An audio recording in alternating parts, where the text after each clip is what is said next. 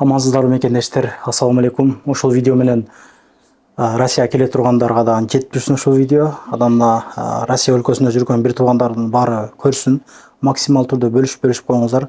Агентум юристтери көптөн бери иштеп келет. Биз мына 2 жылдан бери тартып келебиз. Көптөгөн адамдарга жардам аяшпайт дегендей. Июндун аягына чейин сим карталарды каттоодон өткүзбөсөк, уже блокировка башталат экен. Андыктан чамданып өткөрүп алыңыздар. Ал боюнча дагы 1-2 суроолорубуз бар. Аны дагы өзүнө бермекчибиз.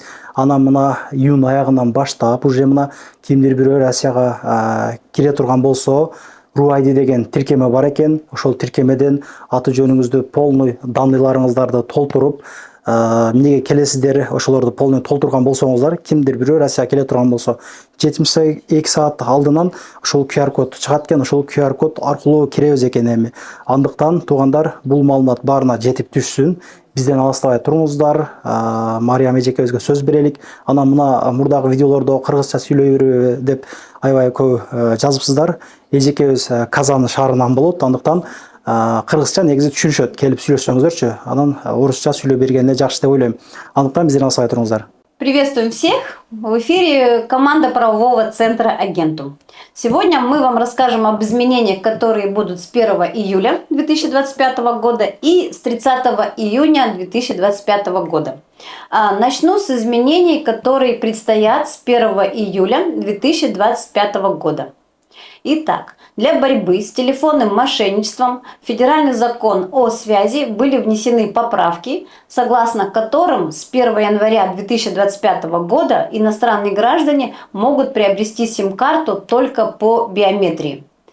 Поэтому иностранные граждане, которые оформили сим-карту до 1 января 2025 года, должны переоформить ее до 1 июля 2025 года. Или в противном случае номер будет заблокирован оператором сотовой связи. Биометрию можно пройти в банках, а также в моих документах в МФЦ и в салонах сотовой связи. Госуслуги RUID – это мобильное приложение, которое станет обязательным для иностранных граждан, въезжающих в Российскую Федерацию по безвизовому режиму. Начнет это действовать с 30 июня 2025 года. В этом приложении необходимо будет зарегистрироваться перед поездкой, указав свои данные и загрузив свою фотографию.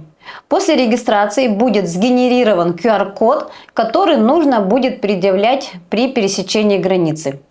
В приложении RUID иностранец сможет подавать заявление о въезде в Российскую Федерацию, воспользоваться услугами сервиса для иностранцев, например, записаться на прием в МВД или оформить медицинскую страховку. Также можно проверить свои данные в реестре контролируемых лиц, получать уведомления по услугам в личный кабинет и предъявлять этот QR-код, который сформируется в приложении после пересечения границы и подтверждения учетной записи на госуслугах. Если потребуется, то его нужно будет предъявлять вместе с документом, который удостоверяет личность. Эмнеге сим-карталарды каттоодон өткөрүшүбүз керек? Азыр мына мошенниктердин көптөгөнү телефон аркылуу элдерди алдагандар көп болуп атпайбы? Ошого дагы биометрикалык каттоодон өтүшүбүз шарт экенда. Түшүнүгүм айтып берип коеюн сиздерге. Орусчаны түшүнгөндөр уже түшүнүп деле бүттү го, туурабы?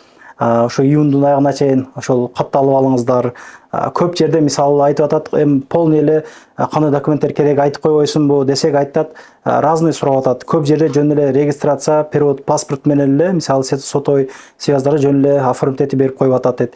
Сбербанкта зеленый карта, красный көп требования болуп атат дейт да, МФЦда деле ар кандай деп атат. Эми ошондуктан мен азыр тааныштарым өтүп атат, перевод, паспорт ининен СНИЛС, регистрация, миграционный паспорт апарып эле ошону менен каттоодон өткөрүп келдик дегендер болду. Андыктан туугандар ошондой бул жагы. Анан берки 72 саат мурда жанагы программа пока что чыга эле экен, июндун аягы чыгат дейт. Аны дагы сүрөт тикирип, аты жөнүңүздөрдү жазып, толтуруп койсоңуздар, QR код болот экен. Ошол аркылуу кире берет экенсиздер. Анын дагы эми кандай пайдалары дегенде, бул жактан жанагы полицейскийлер тоскондон деле ошону деле көргөзүп койдук окшойбуз менимчечи.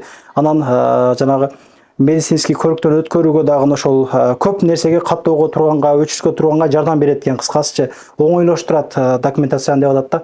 Ишиңиздерге ийгилик. Эгер ушул юридикалык кызматтар керек болсо агенттум юристтерине кайрыла бересиздер.